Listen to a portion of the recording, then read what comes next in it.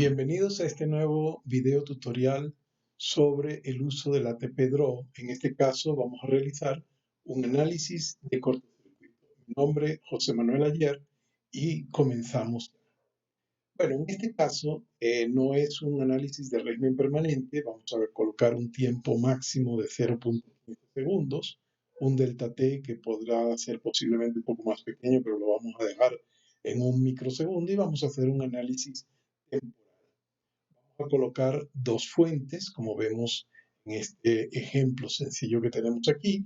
La primera fuente va a estar con 1,0560 y la segunda fuente la vamos a colocar con la misma tensión, con una tensión un poco más pequeña, pero con un ángulo diferente de 25 grados.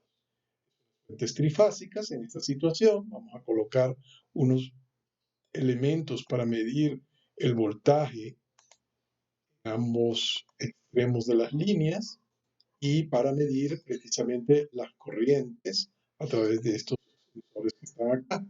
Lo más interesante es entonces el caso de la línea de transmisión, que va a ser una línea de 100 kilómetros, va a tener unos parámetros distribuidos, le vamos a medir la corriente, el voltaje va a ser 1 voltio, pero podemos hacerlo también a 100 kilovoltios, por ejemplo, podemos trabajar la línea a 100 kilovoltios con unos datos más realistas. No necesariamente tenemos que trabajar en por unidad, entonces podríamos trabajar también acá con 105 kilovoltios, E3, y acá también podemos colocarle 100 kilovoltios, 100 E3, para hacerlo con parámetros directos. Esta entonces va a ser una línea a un voltaje de 100 kilovoltios. Hemos escogido estos parámetros que pueden o no estar bien, pero ese no es el problema en este momento. Aquí tenemos que la línea se va a conectar a -1, o sea, va a estar conectada todo el tiempo. Va a abrirse en 1 en el lado izquierdo y va a abrirse si se llega a abrir con estos interruptores, pues con un margen de 0 amperes, es decir, cuando la corriente pasa por 0 se puede abrir. Esto puede cambiarse y hacer que permita abrirse de otra manera. En el extremo derecho, pues también se pueden definir de igual manera estos elementos. Aquí tienen las características de los transformadores de corriente están utilizando, tanto del lado derecho como del lado izquierdo, la razón de transformación, el burden del transformador, las inductancias que van a tener en cada momento. Entonces, es una modelación completa de esto y aquí se modela la falla. Por ejemplo, en este primer caso vamos a analizar una falla monofásica, pero como ustedes pueden observar, existen desde la condición de no falla, tres fallas trifásico a tierra, trifásico aislado de tierra, todas las posibles fallas monofásicas, aislado de tierra o no aislado de tierra, y aperturas de fases también se pueden simular como ustedes están viendo en este sistema. Entonces tenemos aquí todas las posibilidades, tenemos la posibilidad de definir una resistencia de falla, tenemos la posibilidad de definir en qué parte de la línea, por ejemplo, está aquí en 50, pero lo vamos a poner ya sea al 75. Vamos a producir en el instante .05 la falla y la vamos a limpiar en el segundo .1, ¿no? De esta manera tenemos ya listo para ejecutar nuestro programa. Como es de costumbre, utilizamos el comando run ATP o pulsamos la tecla F2 y producimos la ejecución. En este caso ha pasado sin ningún error. Podemos ver esa ejecución, como siempre, en el programa ViewList o revisando el comando de pantalla que acaba de aparecer.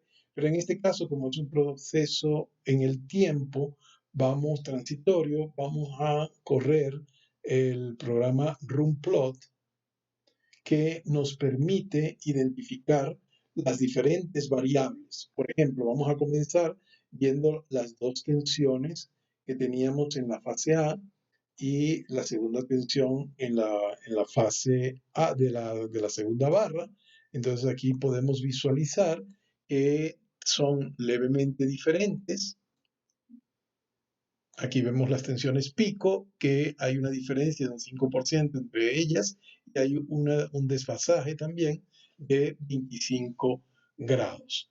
La falla que se analizó, la falla que se analizó en esta clase, en este caso, fue la falla a tierra. Entonces podemos ver en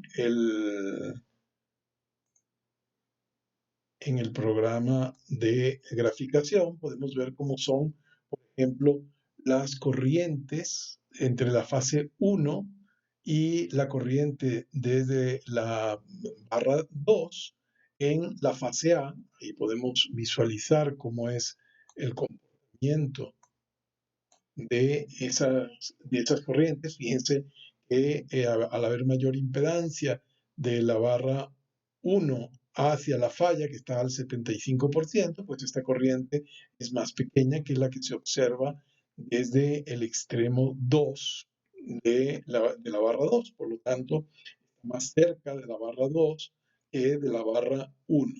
Cuando observamos, por ejemplo, qué ocurre entre las tensiones de la fase B, perdón, las corrientes de la fase B, pues vemos que aunque están afectadas, pues no es lo mismo. Voy a limpiar estas para que puedan ver de las fases no afectadas que prácticamente no hay un cambio muy importante. Están invertidas esas corrientes porque van lógicamente en direcciones contrarias, pero están medidas en direcciones contrarias, pero aparte de todo el fenómeno transitorio, pues en la fase B, debido a la falla en la fase A, ha habido muy poca diferencia. Si hacemos algún otro tipo de falla, vamos por ejemplo a escoger una falla bifásica entre la fase A y la fase B y veamos el comportamiento en este momento. Vamos a dejarlo también en el 75%. Entonces corremos la nueva falla, se ejecuta, usamos Enter para cerrar y vemos nuevamente con el programa de gráficos Plot XY, podemos ver ahora, por ejemplo, cuánto sería la corriente que sale de la fase A y cuánto es la corriente en la fase B del extremo de salida. Entonces ahí vemos ya que las dos fases están siendo afectadas de forma distinta en realidad, pero están siendo afectadas porque hay un desfasaje entre la A y la B y la falla se observa un poco diferente en cada caso. Si nosotros vemos también ahora la misma corriente, pero para la fase C, que no está incursa en esa falla, vean que la corriente prácticamente sigue la misma relación que teníamos antes. Si comparamos,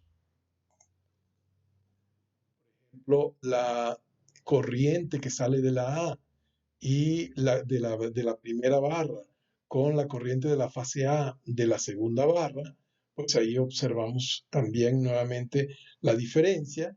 Vamos a revisar qué pasaría con la fase no fallada. Por ejemplo, vemos la corriente en la primera y la corriente en la segunda barra, pero de la fase que no ha sido fallada en este caso. Como ustedes ven, prácticamente no se observa, salvo unas pequeñas perturbaciones debido a los procesos transitorios en la línea de transmisión que estamos trabajando. Bueno, esto ha sido todo para demostrarles lo sencillo que puede ser utilizar el programa ATP Draw para el análisis de fallas, el análisis de cortocircuitos. Pero hasta una próxima ocasión y muchas gracias por la atención.